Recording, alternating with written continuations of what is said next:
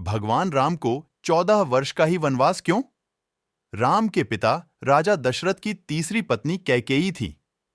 कैकेयी ने भगवान राम को ही 14 वर्षों के वनवास पर भेजा था। वैसे तो कैकेयी भगवान राम और अपने बेटे भारत से प्रेम करती थी।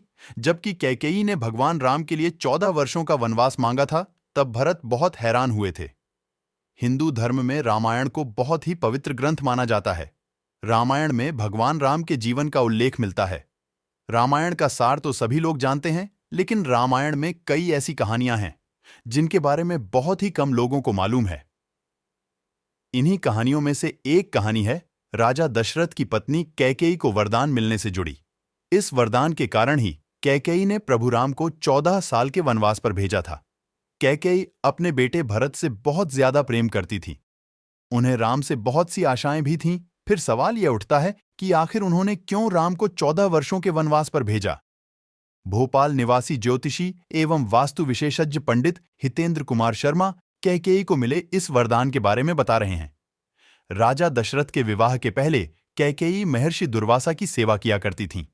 कैकेयी की सेवा से प्रसन्न होकर महर्षि दुर्वासा ने कैकेयी का एक हाथ वज्र का बना दिया था और आशीर्वाद दिया था कि भविष्य में भगवान तुम्हारी गोद में खेलेंगे।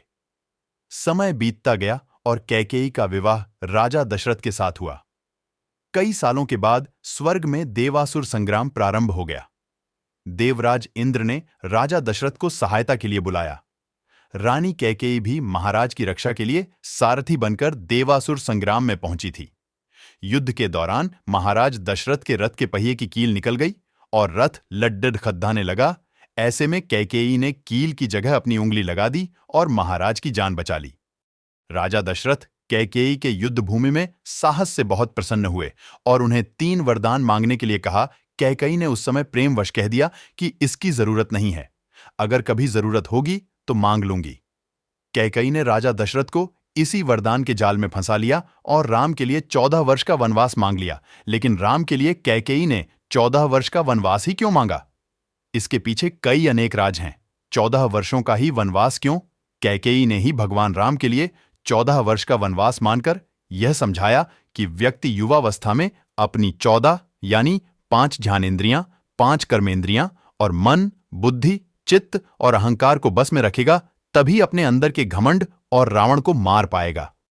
शनि की चाल से 14 साल रामायण और महाभारत दोनों में ही 14 वर्ष के वनवास की बात सामने आती है।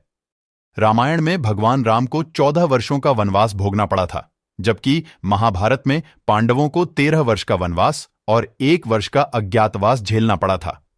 इसके पीछे ग्रह गोचर भी मायने रखते हैं। उन दिनों मनुष्य